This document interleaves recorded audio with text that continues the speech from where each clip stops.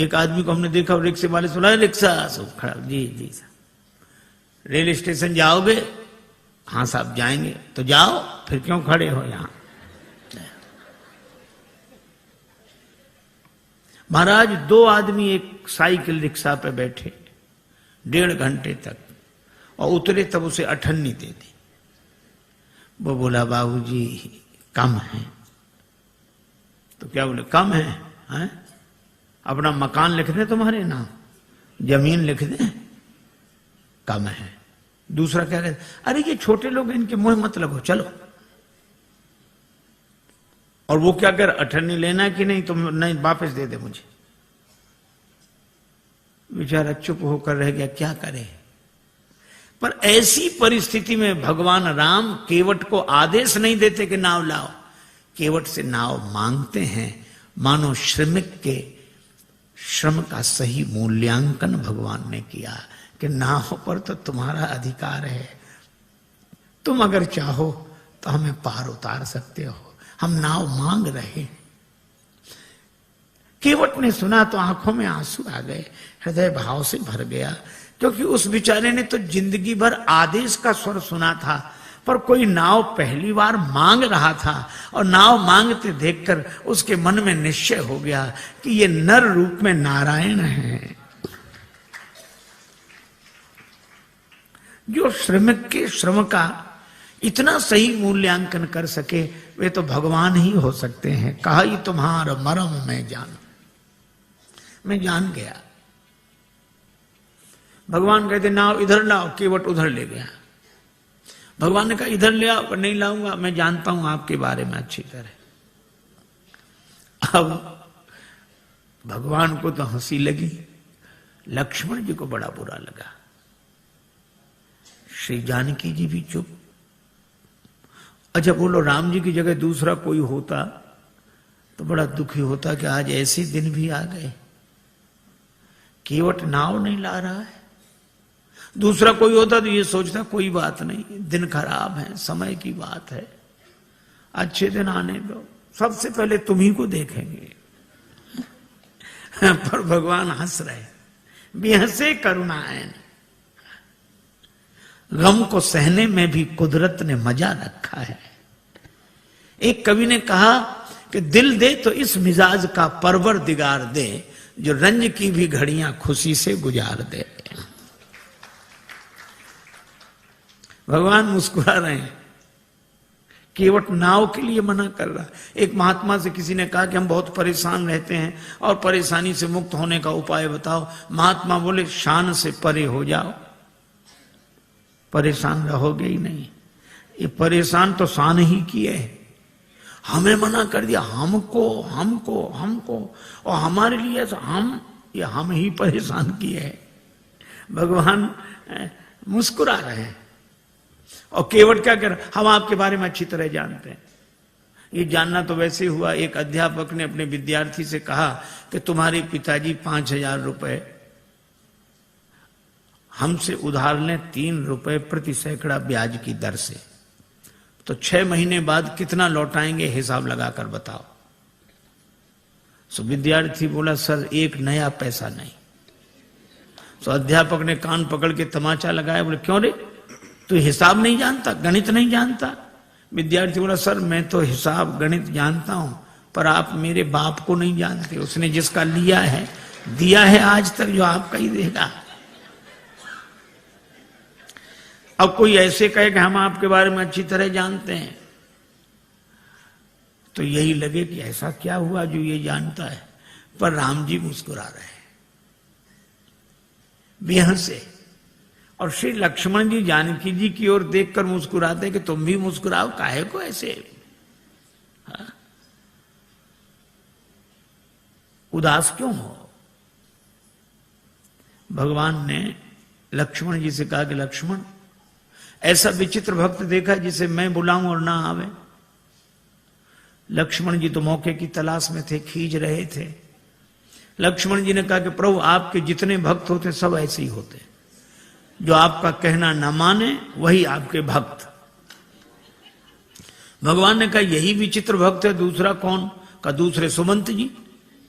सुमंत जी रथ में बैठे, ये नाव में बैठा। सुमंत जी को भेजते हो कि अयोध्या जाओ, और केवट को बुलाते हो कि नाव लेकर आओ। तो जिसे भेजते हो वो जाता नहीं, और जिसे बुलाते हो वो आता नहीं है। न ये कहना माने न वो कहना माने। और लक्ष्मण जी के इस व्यंग पर जानकी माता भी मुस्कुराई, राम जी को भी हंसी आई।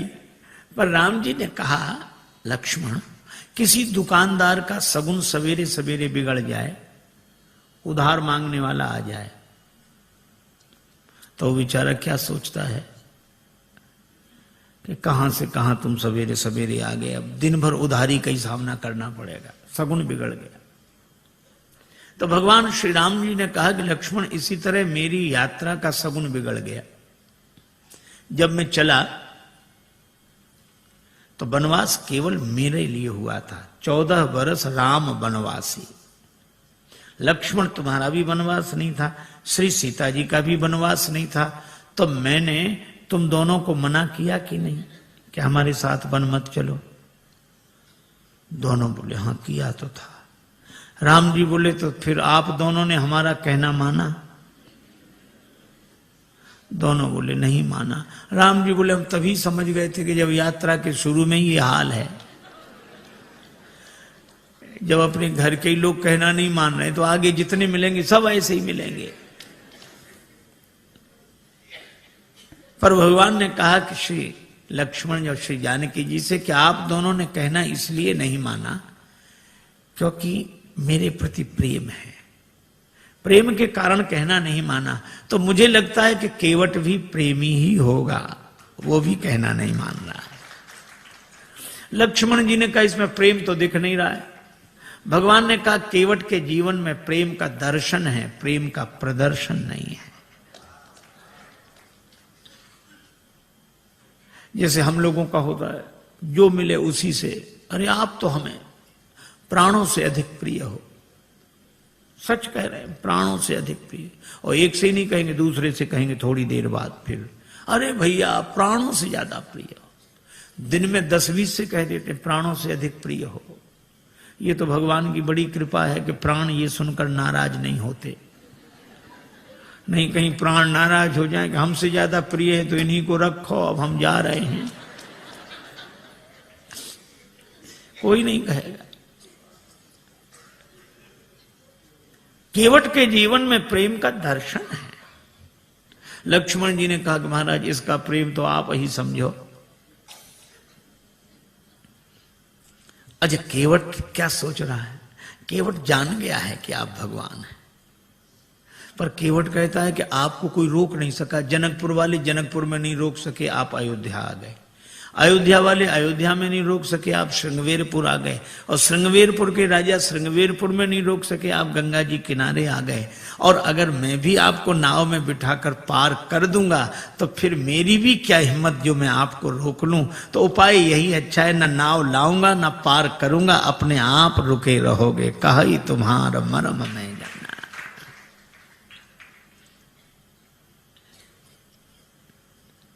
भगवान से कहता है कि प्रभु महाराज आपके चरण कमलों की रज में ऐसा जादू है, मनुष्य बना देने की शक्ति है। शिला को चरण छुला दिया, नारी बन गई। भगवान ने कहा तो शिला तो पत्थर की होती, तुम्हारी नाव कोई पत्थर की है? केवट बोला वाह महाराज, शिला तो देर में बनी होगी, ये तो लकड़ी तो पत्थर से कोमल होती है। पाहन ते बन बाहन काठ को कोमल है, जल खाई रहा है। ये तो और जल्दी बनेगी, पानी में पड़ी हुई लकड़ी और कोमल होगी। भगवान ने कहा क्या उपाय क्या है, क्या चाहते हो? केवट बोला हम क्या चाहते हैं, आप पार जाना चाहते हो कि नहीं? भगवान बोले हमें तो जाना ही। तो फिर ये कहो आप चाहते हो पार जाना? हाँ, तो जो प्रभु पार अवश्य गा चाहो, मोहि पद पदुम पखारन कहो। अपने चरण कमल धोने के लिए कहो। भगवान ने कहा कि वैसे काम नहीं बनेगा। केवट बोला कैसे बनेगा? ये नाव बनेगी नारी यहां गंगा जी किनारे, और जब नारी बनेगी तो घर में बैठेगी। लेकिन जब ये घर में बैठेगी तो घर में जो पहले से बैठी है वो,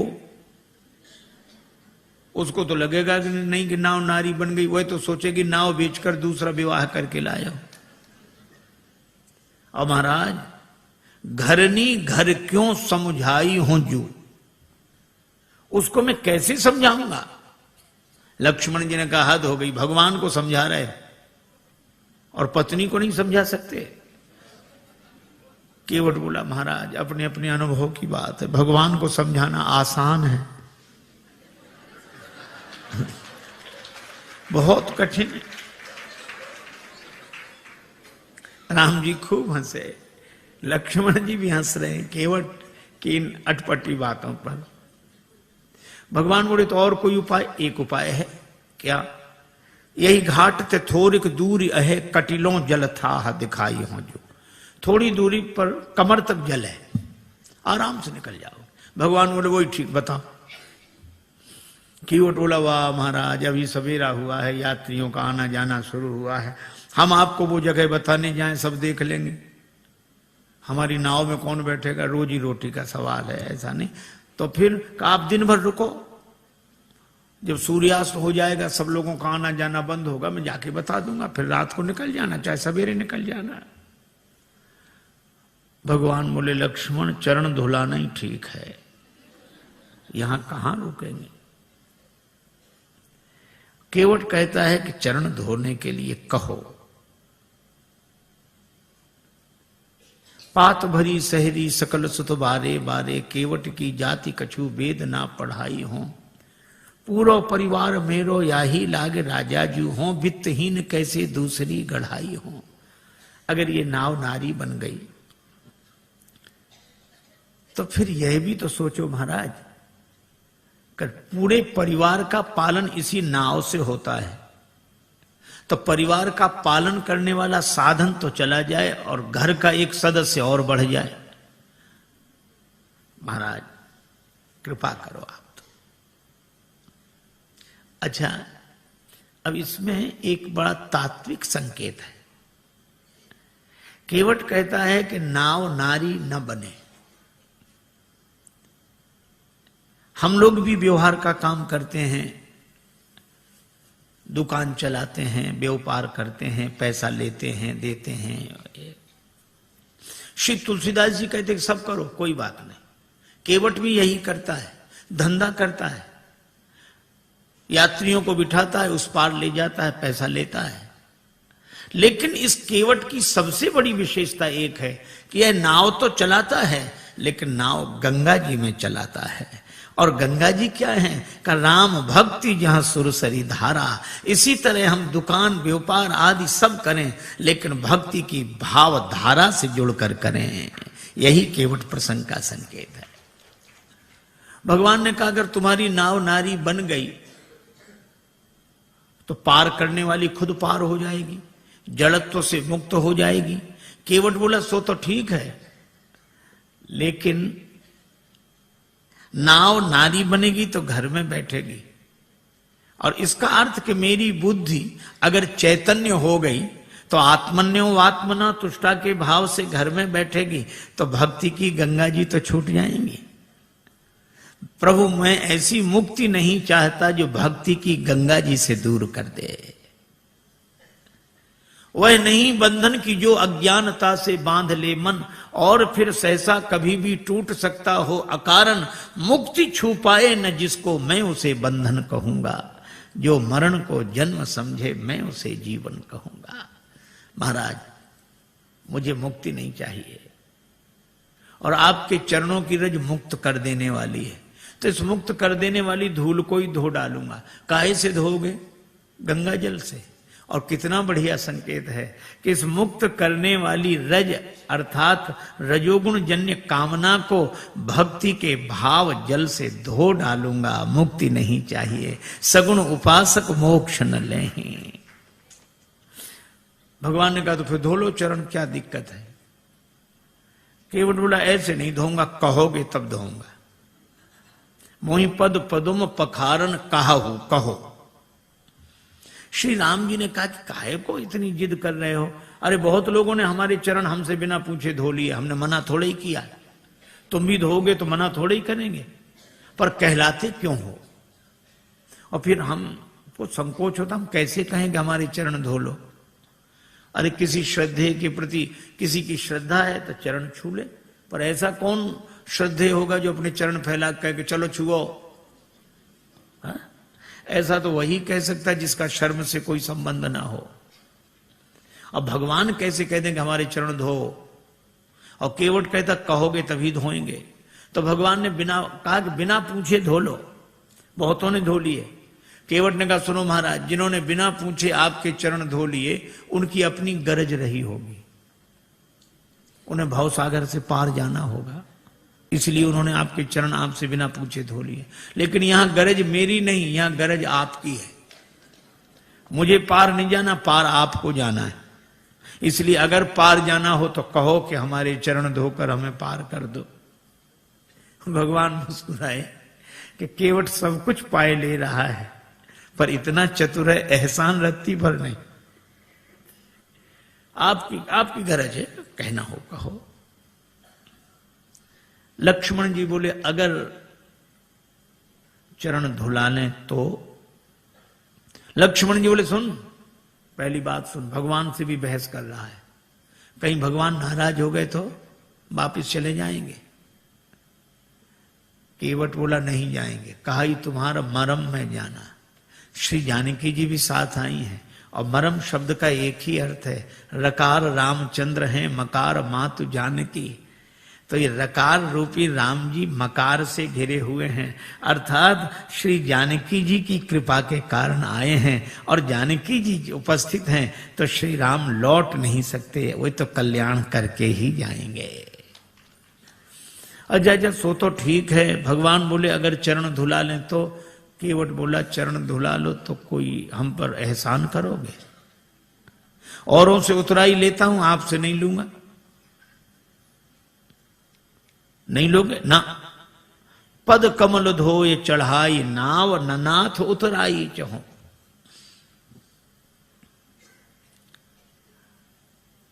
केवट का बेटा खड़ा था, बोले पिताजी ठहरो ठहरो ठहरो, इन्हें नाव में बिठाना ही मत। क्यों? चरण धो लेंगे फिर क्या कठिनाई है? चरण छुलाने से तो शिला नारी बनी थी। केवट का बेटा बोला इनके हाथों से भी खतरा है। चरण इन्होंने शिला को छुलाए थे, हाथ इन्होंने धनुष को छुलाए थे।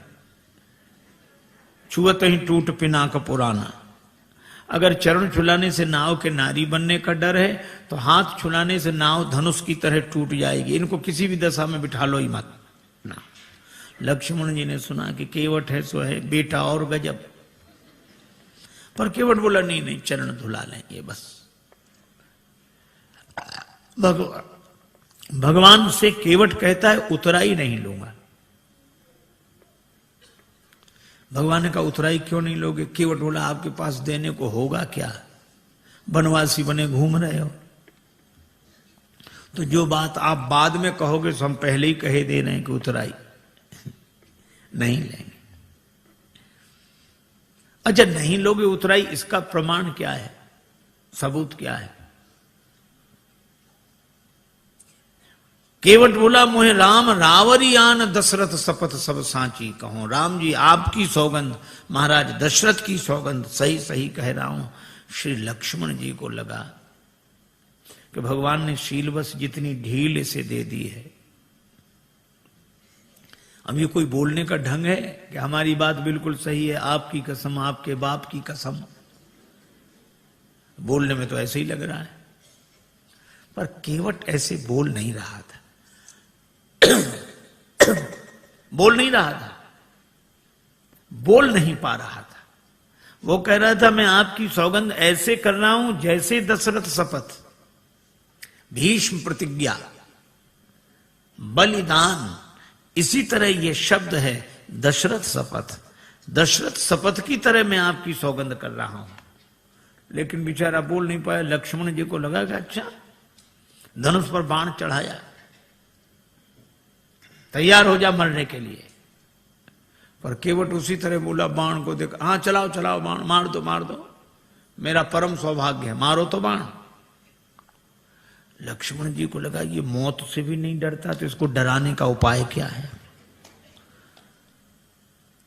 तेरा परम सौभाग्य कैसे? केवट बोला, अभी थोड़ा ही पता लगेगा, मर जाऊंगा, फिर जांच होगी, उस जांच में मैं बड़ा सौभाग्यशाली माना जाऊंगा। क्यों? मरूंगा हाथ से किसके, जो श्री रघुवीर का प्यारा है। राम जी के भक्त के हाथों मरूं, और मरूंगा किस जगह, जहां निर्मल गंगा की धारा है, जहां गंगा जी बह रही हूं। और मरूंगा सामने किसके, कि जिनका दास होता हूं, राम जी का भक्त हूं, राम जी के सामने मर रहा हूं। और मरूंगा किस खता पर, पांव करुणा निधि के धोता हूं, चरण धो रहा हूं। अगर इन पद पंकजों पर प्राण खो जाएगा केवट, तो मरकर भी जमाने में अमर हो जाएगा केवट। फिर क्यों ऐसा समय श्रीमान जाने दूं, न क्यों जाने की जीवन के सन्मुख जान जाने दूं। तैयार हूं, बाण मारो, सरकार को प्राण न ते प्रिय बंधु, वही मुहे बाण ते मारत है। मरता हूं कहां सुच गंग के तीर, शरीर सो प्राण सिधारत हैं। समूहे कही के सु विनीत सुनो, रघुनाथ सो नाथ निहारत है। अपराध यही इस दास का है, प्रभु के पद पद्म पखारत है। लोग यही कहेंगे कि राम जी ने लक्ष्मण जी से कह के उसको मरवा दिया, छोटे भाई से कह के मरवा दिया, राम जी की बदनामी होगी। और राम जी की बदनामी करानी हो तो चलाओ बाण, हमारा तो कुछ नहीं बिगड़ेगा। प्राण तो किसी न किसी दिन जाएंगे, पर ऐसा मौका मिलेगा नहीं। लक्ष्मण जी को लगा कि राम जी की बदनामी कराने थोड़े ही आए हैं, अब क्या करें। तो बाण फिर तूणी में रख लिया, कहने लगे, प्रभु इससे तो आप ही बात करो। पर केवट कह क्या रहा है, जब लगी न पाए पखारी हूं। इतनी देर से केवट क्या कह रहा था, चरण कमल रज कहां सब कहां, चरण कमल मोहि पद पदुम पखारन कहाऊ, पद कमल धोए चढ़ाई नाव। पद कमल, पद पद्म, चरण कमल। और जब लक्ष्मण जी ने बाण चढ़ाया तो वो भी आवेश में बोला, जब लग न पाए पखारी हूं, भूल गया चरण कमल, पद पद्म, पद कमल, पाए। जो स्वाभाविक होता है वो ऐसे अवसर पर निकल पड़ता है। एक आदमी किसी गांव में गया, वो गांव वालों से पूछता, क्यों भैया ये गांव रामपुरा है? तो गांव के लोग, बुंदेलखंड की घटना, ये रामपुरा है? तो गांव वाले कहें हाओ। अब वो समझे नहीं कि हाओ है कि रामपुरा। फिर दूसरे से पूछा, भैया रामपुरा हाओ। तीसरे से पूछा, रामपुरा हाओ। अब सब कहें हाओ। एक आदमी पढ़ा लिखा दिखा, उसने कहा कि भाई साहब ये गांव रामपुरा है? उसने कहा जी हाँ। हाँ, अब समझ में आया, यहां सब लोग हाओ हाओ करते थे, आपने जी हाँ कहा। तो वो बोला कि जो बिना पढ़े लिखे लोग हैं वे हाओ हाओ करते हैं, और जो पढ़े लिखे हैं वे जी हाँ ऐसे बोलते हैं। अच्छा, तो आप तो पढ़े लिखे होंगे? तो बोला हाओ। अब जो स्वाभाविक था सो निकल गया। अब लक्ष्मण जी को भी बड़ा अटपटा लगे, श्री सीता जी को भी, पर राम जी मुस्कुरा रहे। सुन केवट के बैन, प्रेम लपेटे अटपटे, बेहसे करुणा है। भगवान हंसते हैं। बात भले ही अटपटी हो, पर प्रेम में लिपटी हो तो परमात्मा को प्रसन्न कर देती है। राजस्थान के एक छोटे से गांव में एक महात्मा गए, सत्संग हुआ। एक सत्संगी नित्य आते थे। एक दिन उन्होंने प्रार्थना की कि महाराज यहां से और ज्यादा इंटीरियर में हमारा छोटा सा गांव है, मां आ नहीं सकती, उनको दर्शन देने चलो। महात्मा ने कहा ठीक चलते हैं। एक दिन गए, उस व्यक्ति ने मां से कहा कि मां महात्मा आए, प्रणाम करो। तो बुढ़िया श्रद्धालु तो थी, लेकिन अपने टूटी फूटी मारवाड़ी बोली में बोली, गोरू जी थारे खुर छू। अब एक तो गुरु जी को गोरू जी कह रही थी और चरणों को खुर। महात्मा को बड़ा अटपटा लगा। अभी तो रोज चरण कमल सुनते थे, अब चरण भी कहती तो ठीक, पांव भी कहती तो ठीक, खुर। खुर तो पशुओं के होते हैं। तो महात्मा उसे प्रेम से समझाने लगे, माता जी ऐसे बोलती हो महात्माओं से, नरक जाओगी नरक। बुढ़िया इतनी सरल थी, वो ये भी नहीं जानती थी कि नरक क्या होता। उसको लगा कि महात्मा आशीर्वाद दे रहे हैं, सो हाथ जोड़ के कहने लगी, महाराज हमारा कहां भाग्य जो नरक जाए, नरक तो आप जैसे महापुरुषों को मिले हैं प्रभु। महात्मा खिलखिला के हंसने लगे। अरे ऐसी सरलता पर महात्मा क्या परमात्मा प्रसन्न हो जाते हैं। और भगवान दोनों की ओर देखकर मुस्कुरा रहे हैं। श्री राम जी का विवाह नहीं हुआ था, श्री लक्ष्मण जी युगल चरण धोकर चरणामृत लेते। विवाह हुआ तो बायां चरण श्री किशोरी जी, दायां चरण लक्ष्मण जी धोकर चरणामृत लेते थे। पर आज केवट न दायां की बात करा न बायां की, मोहि पद पदुम पखारन कहो। तो भगवान मुस्कुरा कर देखते हैं कि तुम दोनों का अधिकार जा रहा है। बेहसे करुणायन। और केवट की मांग की चौपाई एक ही, बहाने से भी बात नहीं बनी। एक के घर मेहमान आया, जाने का नाम ना ले।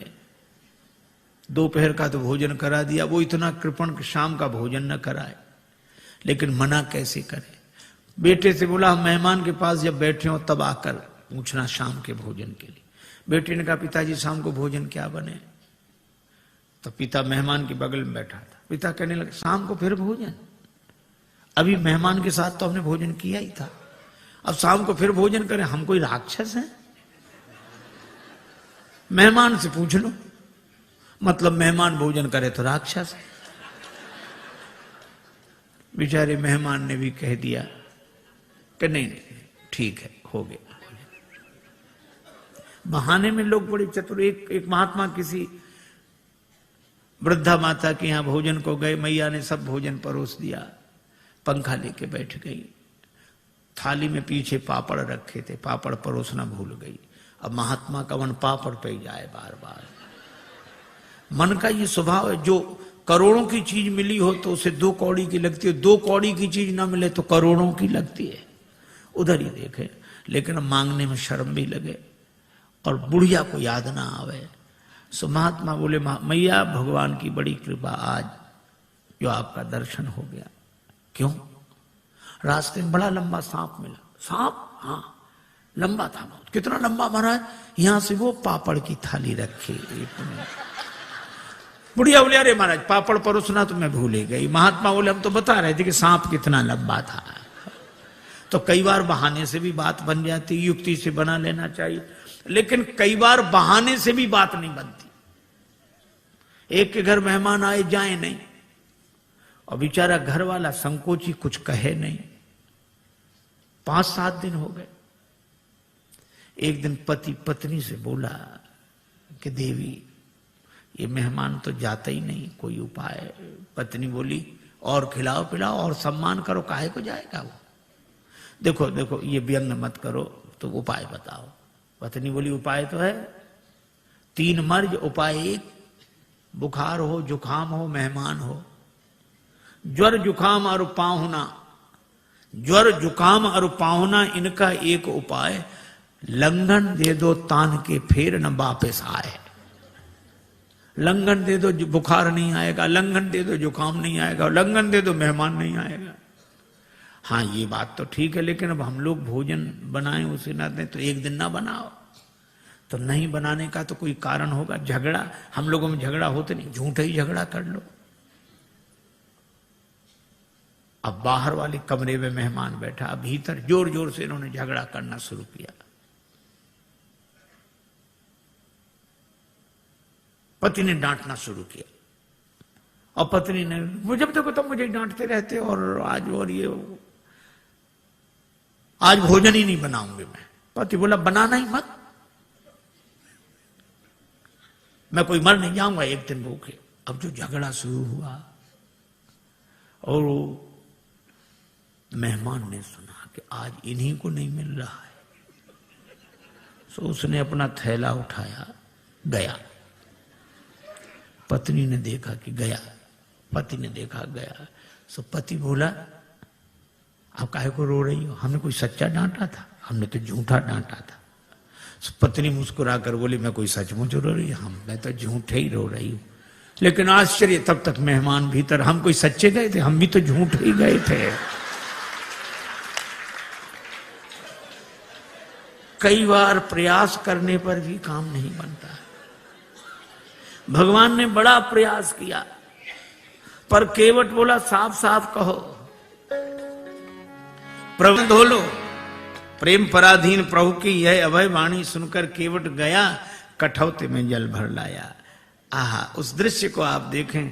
कठौता एक और रख दिया, बाईं हथेली आगे बढ़ाई, श्री राघवेंद्र का दायां चरण रखा और कठौते से जल छोड़ दिया, लगा धोने। मन में तो यही भाव है कि वही चरण जिन चरणन ते निकसी सुरसरी। बड़े भाव से चरण धो रहा, लेकिन पता नहीं लगने दे रहा। श्री लक्ष्मण जी ने कहा कि अच्छा केवट, बड़े भाव के कारण चरण धो रहे हो? केवट बोला नहीं नहीं सरकार, हम तो नाव के कारण चरण धो रहे हैं, भाव के कारण नहीं। भगवान एक पांव से खड़े हैं, केवट बैठा, देवता भी आश्चर्य कर रहे हैं कि ऐसे भक्त तो देखे जो भगवान के सामने एक पांव से खड़े रहे, पर ऐसा भक्त नहीं देखा जिसके सामने भगवान ही एक पांव से खड़े रहे।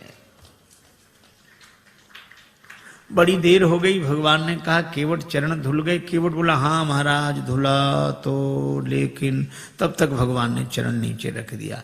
केवट बोला गड़बड़ी कर दी, चरण गीला था, पहुंच तो लेने देते मेरी इस फटी दुपटी से, आपने पहुंचने नहीं दिया, गीला चरण धरती में रखा, धूल लग गई, दोबारा धोना पड़ेगा। लक्ष्मण जी बोले हो चुके पार, चरण तो गीला रहेगा ही, इसमें धूल लगे इसे धुलाओ, उसमें लगे तो उसे धुलाओ, पर चरण ही धुलाते रहो, कभी दायां कभी बायां कभी। भगवान ने कहा रुको रुको, केवट से पूछने दो। केवट हम कब तक ऐसे ही खड़े रहे? केवट बोला सुनो सरकार, गौतम तीय तारण अधम उदाहरण है, प्रेम से पगों को पखारन मोह दीजिए, और धोए चरण को बिनु पहुंचे धरनी में धरो, लागी रज फेर भ्रम दुगुन ना कीजिए। दोबारा मेरे भ्रम को उत्पन्न न करें। और रेखन में जड़े कण केते देख देख धोऊं।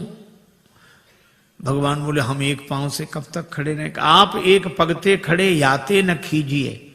जिन विचार जो एक ही पांव होता वे भी तो किसी का सहारा लेकर खड़े रहते हैं, वृक्ष का, डाली का, किसी आदमी का, लाठी का।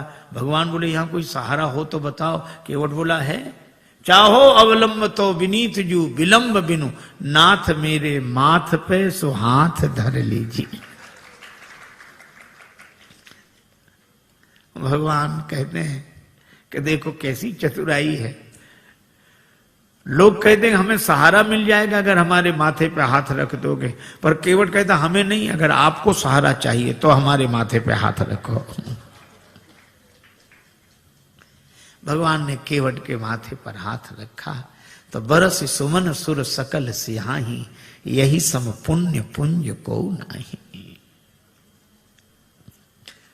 चरण धुले। भगवान ने कहा भैया चरण तो धुल गए, हाँ तो अब पार करो। केवट बोला अभी नहीं, आपके लिए घाट का नियम थोड़ा ही तोड़ दूंगा। नियम क्या है? जो पहले आते हैं उन्हें पहले पार करता हूं, बाद वालों को बाद में। भगवान ने कहा तो हम ही तो आए यहां पहले, और पहले से कौन है जो पार ना हुआ हो? हमें तो नहीं दिखाई दे रहा। केवट बोला अगर आपको दिखाई पड़ ही गए होते तो पार ही ना हो गए होते। कौन है? हमारे पूर्वज। तो तुम्हारे पूर्वजों का उद्धार कैसे होगा? केवट हाथ जोड़कर बोला जैसे महाराज भागीरथ के पूर्वजों का उद्धार हुआ। महाराज भागीरथ के पूर्वजों के उद्धार के लिए गंगा जी का जन्म ब्रह्मा जी के कमंडल में हुआ, और आज मेरे पूर्वजों के उद्धार के लिए गंगा जी का जन्म मेरे कठौते में हुआ है। पद पखारी जलपान करी, आप सहित परिवार पितर पार करी, प्रभु पुण्य मुदित गए उलई पार। पितरों को पहले पार किया। ये देखो प्रसंग कितना सुंदर संकेत करता है। श्रद्धा से एक शब्द बना है श्राद्ध। हम लोग उनका भी श्राद्ध करते हैं जो हमारे पूर्वज अब शरीर में नहीं है। पर एक व्यक्ति मरा, उसके 2 बेटे, मां बहुत कहेगा कुछ करो, बेटे कहते हम इस सब में विश्वास नहीं रखते, क्या फायदा, इससे क्या फायदा। मां ने एक दिन कहा कि पिता की अस्थियां गंगा जी में ही छोड़ आओ, 16 किलोमीटर दूर है, इससे क्या फायदा। मां बोली कि तुम विश्वास नहीं करते, पर जिनकी अस्थियां हैं वे विश्वास करते थे। छोटा बेटा बोला ठीक है हम चले जाएंगे। साइकिल से गया, थैले में पिता की अस्थियां लेकर 12 किलोमीटर दूर गया। एक नाला बह रहा था, कहां जा रहा, 4 किलोमीटर बाद गंगा जी मिल जाता है। बेटे ने सोचा नाला जा ही रहा, हमारे जाने की क्या जरूरत, वहीं छोड़ दी पिता की अस्थियां। लौट आया, मां ने कहा क्यों, पहुंच गई होंगी। रात्रि को उस व्यक्ति ने स्वप्न दिया कि ऐसे मूर्ख बेटे को भेजा, हमारी अस्थियां नाले में डालकर आ गया। मां ने बेटे को बुलाकर डांटा, क्यों रे पिता की अस्थियां नाले में डाल आया। बेटा बोला तुमसे किसने कहा, तुम्हारे पिताजी आए थे रात को सपना देने। तो भी उसने अपनी गलती स्वीकार नहीं की। बोला पिताजी का तो जिंदगी भर दिमाग खराब रहा, मरने के बाद भी पागलपन गया नहीं है। मां ने डांट कर कहा क्या पागलपन है। बेटा बोला 12 किलोमीटर इधर लौटकर सपना देने तो आ सकते थे, 4 किलोमीटर उधर नहीं जा सकते थे। यह हाल है। आज रक्त के संबंधों का पहले जैसा अर्थ नहीं है। आज रक्त के संबंधों का पहले जैसा अर्थ नहीं है। तर्पण भी मिल ही जाएगा, ऐसी भी कोई शर्त नहीं है। लेकिन केवट का प्रसंग हमें सिखाता है, पितर पार करी प्रभु पुण्य मुदित गए लई पार। और भगवान के चरण कमलों को देखकर गंगा जी भी हर्षित हैं। इन्हें तज ब्रह्म कमंडल में अटकी रही भटकी शिवशीष, वर्ष केते बिताए हैं। और जो चरण छूट गए थे, केवट ने वही चरण फिर आ मिलाए हैं। केवट ने भगवान को नाव में बिठाया। अब कह रहा है गंगा जी की बालुका में पहले श्री सीता जी, फिर श्री राम जी, फिर निखात राज गुह, फिर श्री लक्ष्मण जी। केवट ने उतरकर दंडवत किया, चरण पकड़े। लक्ष्मण जी बोले वाह, उस तरफ तो अकड़ रहे थे, इधर तो चरण पकड़ रहे। केवट ने कहा वो तो घाट घाट का तरीका है, उधर पार नहीं किया था तो अकड़ कर रोक सकते थे, अब तो पार कर दिया तो चरण पकड़ कर ही रोक सकते हैं। पर भगवान को लगा कि इसे कुछ दिया नहीं। लक्ष्मण जी बोले क्या बात है प्रभु। राम जी बोले इसे कुछ दिया नहीं। अरे और क्या देंगे। कठिनता से चरण धोकर मिले कुछ बिंदु विधि हर को, वो चरणामृत स्वयं केवट के घर जाकर लुटाते हैं। ब्रह्मा जी को जो अवसर मिला, शंकर जी को और जनक जी ने जो अवसर पाया, ये केवट को भी वही मौका मिला। और क्या दोगे। भगवान बोले धीरे बोलो लक्ष्मण, ने उतराई की कौन कहे, चरण धुलाई भी देनी पड़ेगी। चरण भी तो हमने अपने मतलब से ही धुलाए थे, लेकिन दें क्या, कुछ है नहीं। कितना अद्भुत है यह प्रसंग। श्री जानकी जी पिय ही की सी जान निहारी, मन मुंदरी मन मुदित उतारी। मन मुद्रिका उतार कर प्रभु को दी, आप दे दो उतराई। राम जी सोच रहे हैं कि हमारे हाथ में कुछ है नहीं, केवट को दें क्या। पर श्री जानकी जी ने मन में सोचा और कहा कि प्रभु, मन ही मन कहा कि प्रभु आपके उस हाथ में नहीं, इस हाथ में तो है। श्री राम जी ने कहा कि तुम्हारा हाथ मेरा हाथ कब से हो गया। श्री जानकी जी ने कहा कि प्रभु जब से मेरे पिता ने मेरा हाथ आपके हाथ में दे दिया, उस दिन से मेरा हाथ आपका हाथ हो गया। उतार कर अंगूठी दे। यह आदर्श दाम्पत्य प्रेम का अनुपम उदाहरण।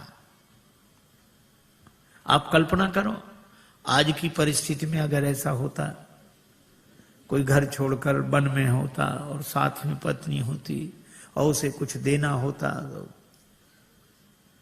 बेचारे पति को ही कहना पड़ता कि वो ऐसा है, वो पत्नी के हाँ बोलो, क्या बात, बोलो बोलो, क्या ये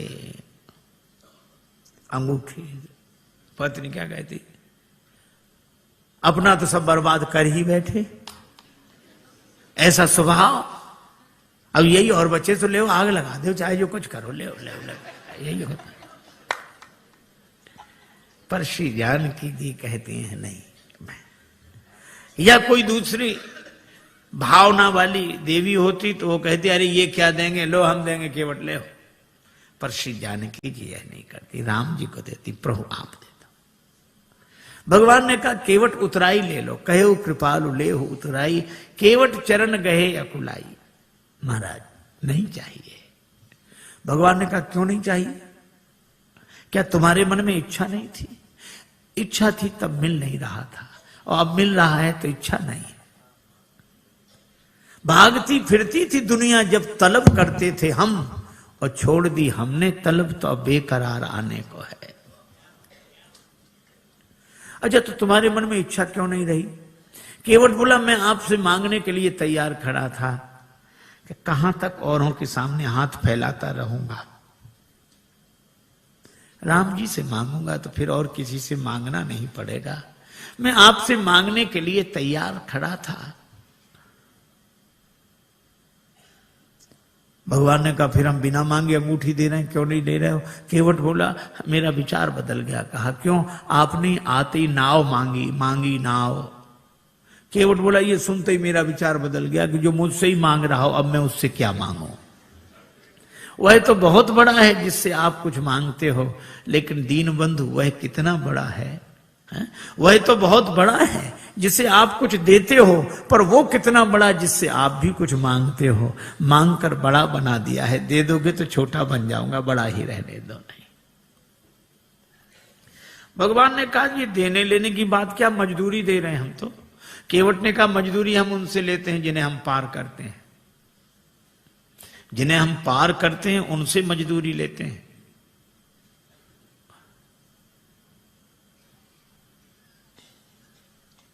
हमने आपको पार नहीं किया। श्री राम जी बोले पार नहीं किया तो हम पार आए कैसे? केवट बोला यही तो हम पूछ रहे हैं, कैसे आए? भगवान बोले नाव से आए। केवट बोला नैया से आए। हाँ, ये नैया किसकी थी? केवट तुम्हारी। केवट बोला यही तो हम कह रहे हैं कि नैया तो हमारी ही पार लगी है। आप पार होने के लिए नहीं आए थे, हमारी नैया पार लगाने के लिए आए थे। आपने चरण रख दिया तो हमारी नैया पार लग गई। उतराई तो हमें देनी चाहिए, दे नहीं सकते तो ले कैसे लें? इसलिए प्रभु नहीं चाहिए। भगवान ने कहा कर ले लो। केवट बोला कि प्रभु वैसे भी नहीं ले सकते, हमारी आपकी बिरादरी एक है, हम लोग सगे भाई हैं। भगवान ने लक्ष्मण जी की तरफ देखा कि सुन रहे। लक्ष्मण जी बोले अभी क्या और मोह लगाओ भाई, पता नहीं क्या क्या बनेगा वो अभी।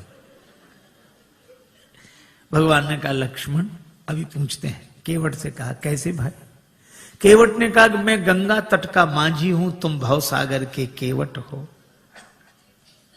मैं इस भव सरिता के तीर में हूं, मैं इस सुरसरी के तीर में हूं, तुम उस भव सरिता के तट हो। आपका भी काम पार करना, मेरा काम भी पार करना। तो मजदूर कहीं मजदूरों से मजदूरी लेते हैं भैया, मल्लाह कहीं मल्लाहों से मल्लाही लेते हैं भैया। भगवान बोले तो हम किसी का कर्ज नहीं रखते। केवट बोला हमारा रख लो।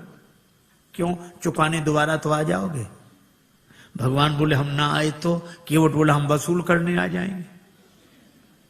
कहां वसूल करने आओगे? केवट ने कहा अपने को ऋणी समझते हो तो ऋण तुम वहीं चुका देना, मैंने तुमको है पार किया, तुम मुझको पार लगा देना। मैंने पार किया, उतराई नहीं ली। प्रभु आप भी पार कर देना। मेरे पास उतराई देने के लिए क्या होगा? भगवान ने कहा सो तो होगा ही, लेकिन ले लो। केवट बोला आज मुझे क्या नहीं मिल गया? नाथ आज मैं काह न पावा, मिटे दोष दुख दारिद्र दावा। दोष मिट गया, मेरे पितरों का उद्धार हो गया तो पितृ दोष मिट गया। आप मेरी अटपटी बात सुनकर मुस्कुराने लगे तो मेरा दुख मिट गया, और आपने मुझसे नाव मांगी तो मेरी दरिद्रता मिट गई। सचमुच ये निराले भक्त होते हैं जो कुछ नहीं मानते। श्री बिंदु जी महाराज ने लिखा है, इश्क एक तरफा में यूं मशरूर हो जाऊंगा मैं, श्याम तुम होगे क्षमा काफूर हो जाऊंगा मैं। और मैं अगर मांगू जो तुमसे, मुझको तुम देना न कुछ, वरना फिर प्रेमी नहीं मजदूर हो जाऊंगा मैं अगर देखूं तो देखूं, मैं अगर चाहूं तो चाहूं, तुम ना मुझको चाहना। तुमने अगर चाहा तो फिर मगरूर हो जाऊंगा मैं अगर देखूं तो देखूं, तुम ना मुझको देखना। तुमने अगर देखा तो फिर मशहूर हो जाऊंगा मैं। और मैं अगर तड़पूं तो दृग से बिंदु टपकाना ना तुम, वरना आंखों से तुम्हारे दूर हो जाऊंगा मैं। कुछ नहीं चाहिए, कुछ नहीं चाहिए। लक्ष्मण जी ने कहा कि मैं कहता हूं। लक्ष्मण जी बोले केवट ले ले ले ले उतराई। केवट बोला सरकार में वचन दे चुका था, ना नाथ उतराई चाहो। लक्ष्मण जी बोले भगवान को भी वचन का प्रवचन दिए जा रहा है, ले ले उतराई ले ले ले ले। केवट ने हाथ जोड़कर कहा छोटे सरकार, हमारा वचन आपके बाण की तरह नहीं है जो धनुष पर चढ़ तो जाता है और फिर उतर जाता है। लक्ष्मण जी बोले ये वचन कौन सा बाण से कम है? प्रभु आप ही बात करो इससे।